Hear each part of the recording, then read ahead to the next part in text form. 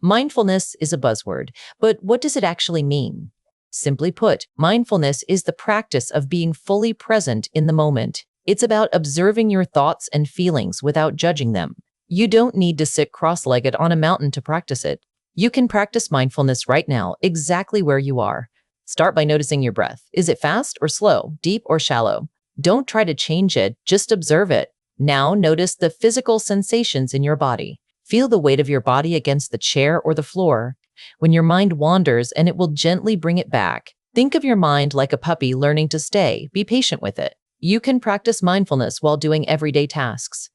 When you drink your morning coffee, really taste it. Feel the warmth. When you wash your hands, notice the temperature of the water. These small moments of presence can significantly reduce stress. Over time, mindfulness helps you react to life's challenges more calmly. It creates a space between a trigger and your reaction. Start with just 5 minutes a day. Consistency is more important than duration. Welcome to the peaceful journey of mindfulness.